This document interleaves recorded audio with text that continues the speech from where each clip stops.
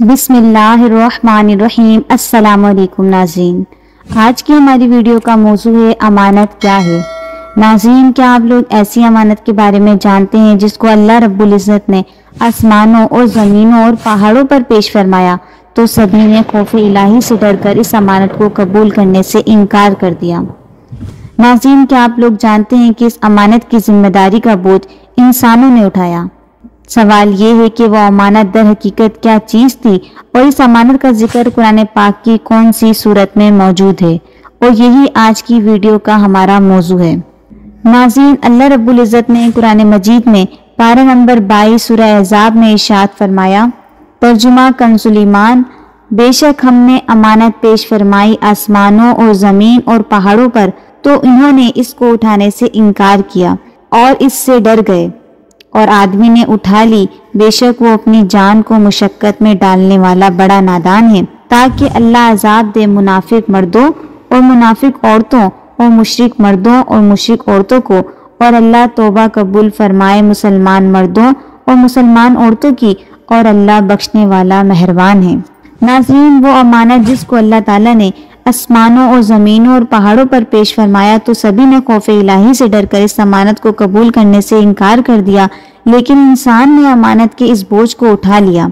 سوال یہ ہے کہ وہ امانت در حقیقت کیا چیز تھی، تو اس بارے میں مفسرین کے چند اقوال ہیں، مگر حضرت علامہ احمد ساوی نے فرمایا کہ اس امانت کی سب سے بہترین تفسیر یہ ہے کہ وہ امانت شرعی پابندیوں کی ذمہ داری ہے۔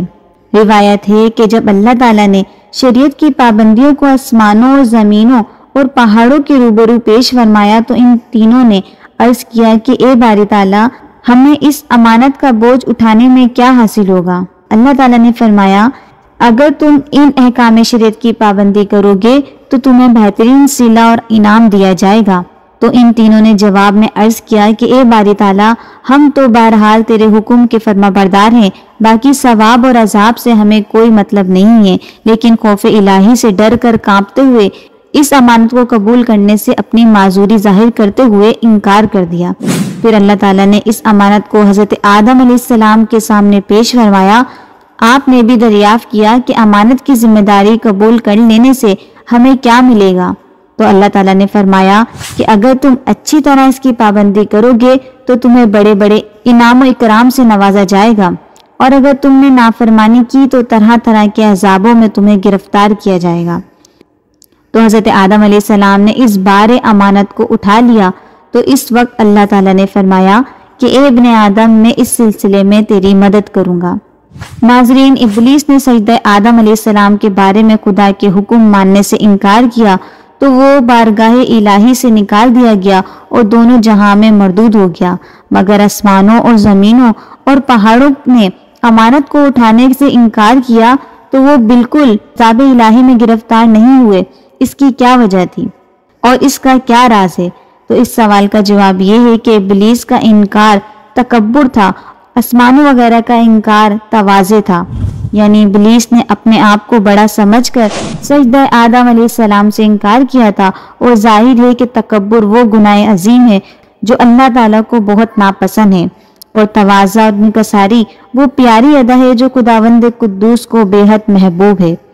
یہی وجہ ہے کہ ابلیس انکار کر کے عذاب دارین کا حقدار بن گیا، اور آسمان اور زمین وغیرہ انکار کر کے بھی خدا کے رحم و کرم کے مستحق ہو گئے۔ اللہ اکبر! کہاں تکبر اور کہاں تواضع اور انکساری، کہاں اپنے آپ کو بڑا سمجھنا اور کہاں اپنے آپ کو چھوٹا سمجھنا، دونوں میں بہت عظیم فرق ہے۔ اللہ تعالیٰ ہم سب کو تکبر سے بچائے اور ہم سب میں تواضع اور انکساری پیدا فرمائے، آمین۔ ناظرین، آج کے لیے اتنا ہی۔ ویڈیو اچھی لگے تو اس کو لائک اور دوسروں تک شیئر ضرور کیجیے گا، اور اس طرح کی ویڈیو کے لیے چینل کو سبسکرائب بھی کیجیے گا تاکہ آپ لوگوں کو ہر آنے والی ویڈیو ملتی رہے۔ پھر ملیں گے ایک نئی ویڈیو کے ساتھ، جب تک کے لیے اللہ حافظ۔